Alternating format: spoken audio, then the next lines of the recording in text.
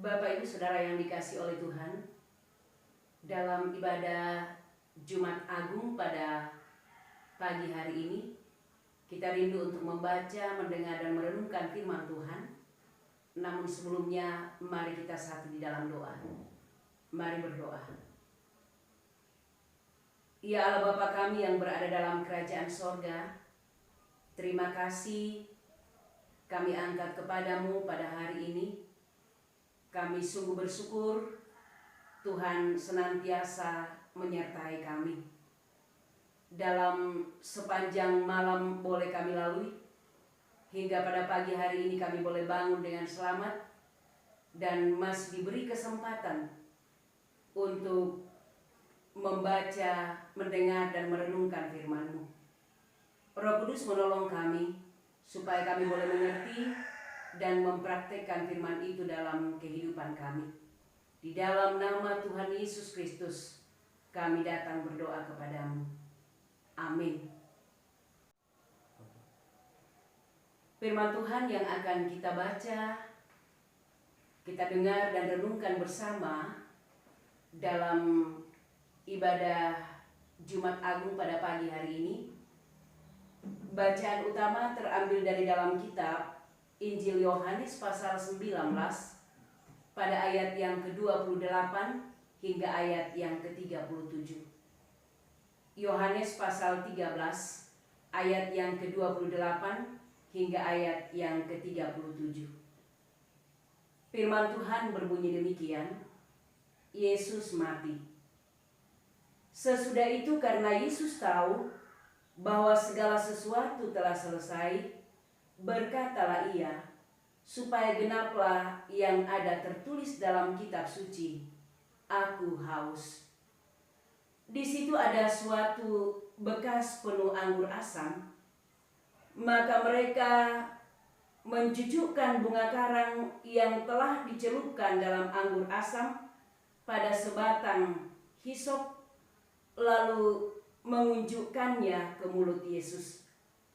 Sesudah Yesus meminum anggur asam itu, berkatalah ia, sudah selesai. Lalu ia menundukkan kepalanya dan menyerahkan nyawanya.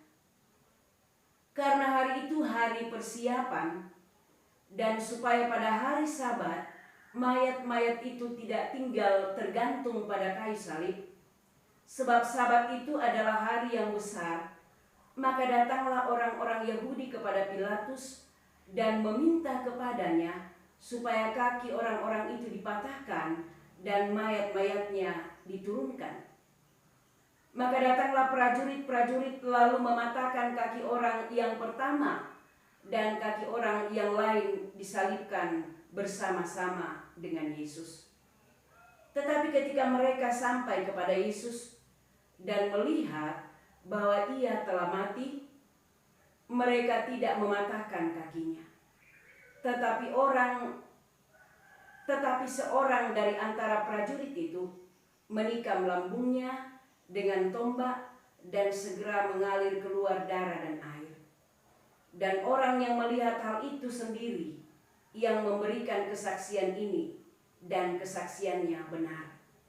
Dan ia tahu bahwa ia mengatakan kebenaran supaya kamu juga percaya. Sebab hal itu terjadi supaya genaplah yang tertulis dalam kitab suci, tidak ada tulangnya yang akan dipatahkan. Dan ada pula nats yang mengatakan, mereka akan memandang kepada dia yang telah menikam, yang telah mereka tikam. Demikianlah firman Tuhan. Amin. Bapak Ibu sidang jemaat yang dikasihi di dalam nama Tuhan, tema perenungan kita pada saat ini yaitu sudah selesai. Batu yakelan bahasa tanah kuah sundun mo. Banyak hal yang tidak dapat dikerjakan, diselesaikan secara tuntas dengan situasi COVID-19 yang terjadi di tengah-tengah dunia ini. Oleh karena aturan untuk menjauhkan diri, sebab jikalau tidak dapat mengikuti aturan, kemungkinan akan terkena virus corona tersebut. Dalam dunia pendidikan, anak-anak sekolah diliburkan,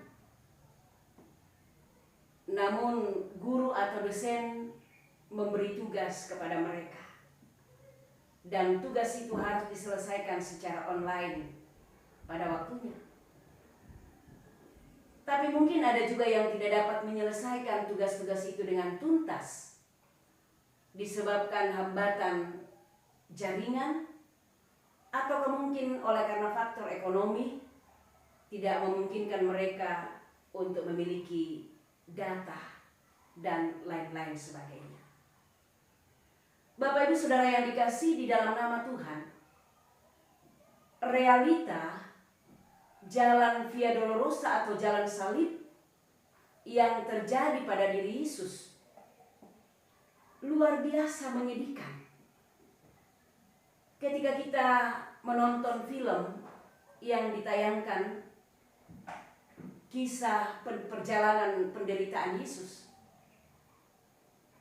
sedih bercampur marah oleh karena melihat orang yang memperlakukan sesuatu yang tidak wajar kepada Yesus.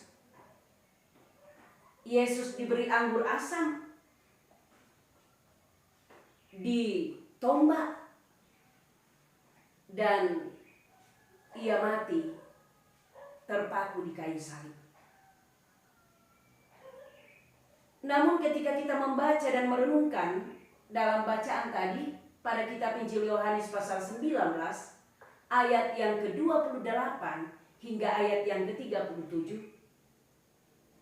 di situ menceritakan pemenuhan janji yang menjelaskan kisah penyelamatan yang dilakukan oleh Yesus adalah hal yang secara sadar dilakukan untuk menebus dan menyelamatkan dirinya sendiri.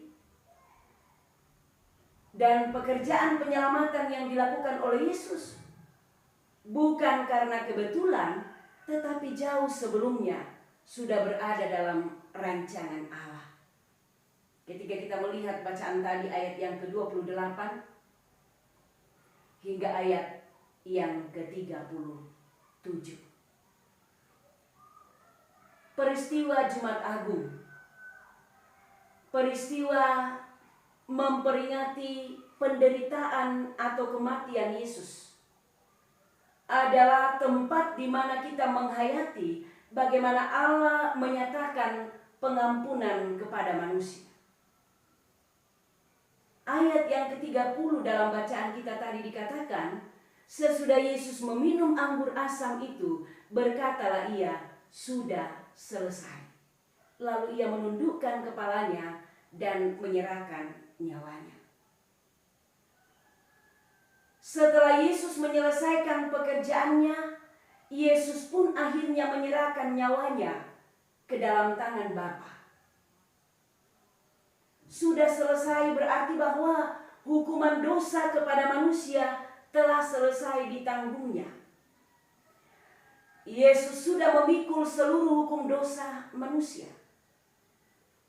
Bahkan ia pun sudah memikul kehausan yang luar biasa yang seharusnya ditanggung oleh manusia.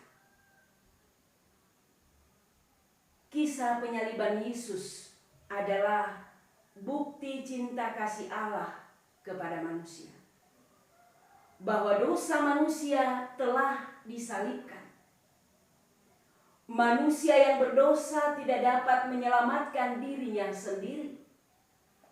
Karena itu, Yesus yang adalah pribadi yang suci, yang mengorbankan dirinya, menyelamatkan manusia yang dikasihinya.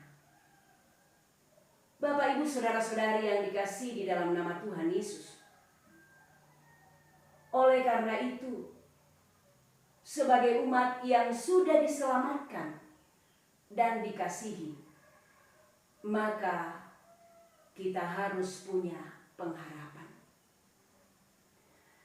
Kita harus punya pengharapan bahwa Allah tidak pernah gagal dalam setiap rancangannya. Dalam diri orang pilihannya, Ia menggenapi janji firman-Nya. Ia menjadikan Kristus sebagai imam besar yang melintasi langit dan raja di atas segala raja. Dan Ia pun disebut sebagai Raja yang agung, Raja yang besar. Oleh karena itu, kehadiran Raja Agung membuat semua orang akan memandang dalam keheranan dan memuliakan Allah. Termasuk juga orang-orang yang telah membunuh Yesus. Itu dikatakan pada ayat yang ke-37. Mereka akan memandang kepada Dia yang telah mereka tikam.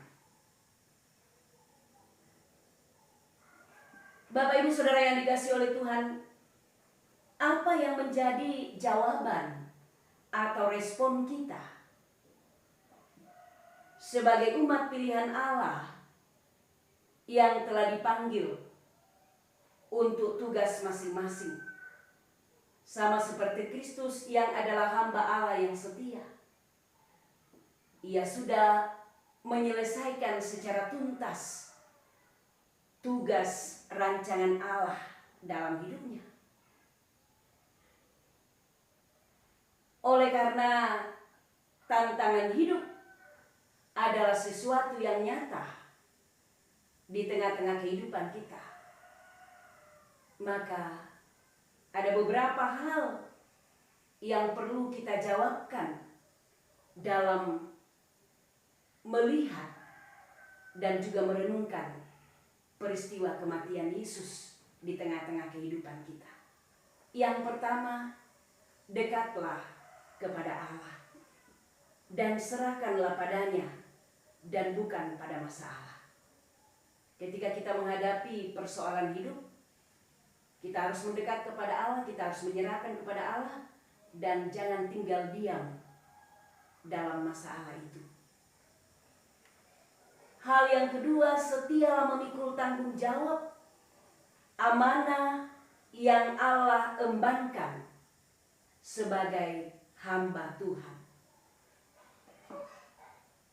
Hal yang ketiga, teguhlah dalam pengakuan iman kita bahwa Kristuslah Tuhan dan imam besar yang melintasi segala langit atau yang menguasai lingkup kehidupan kita.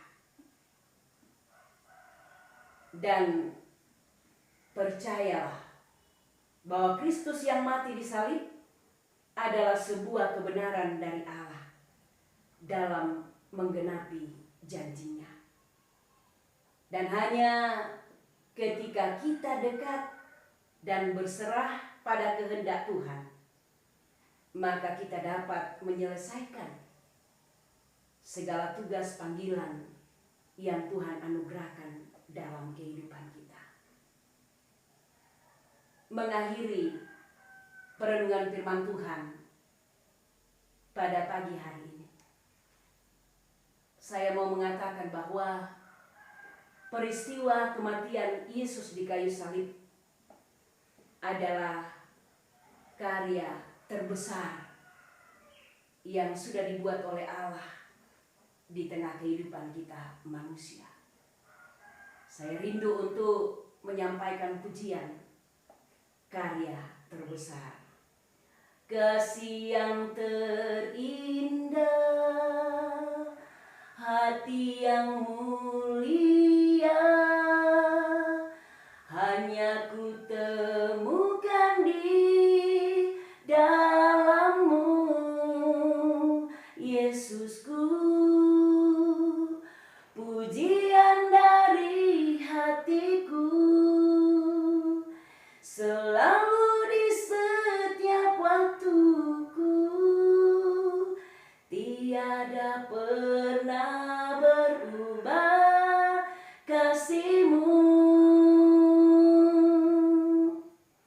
Karya terbesar dalam hidupku, pengorbanan-Mu yang selamatkanku.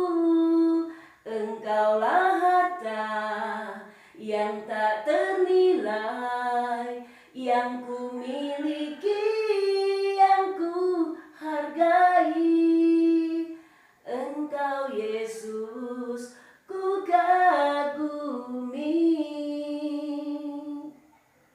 Demikian kebenaran firman Tuhan. Tuhan Yesus memberkati. Amin.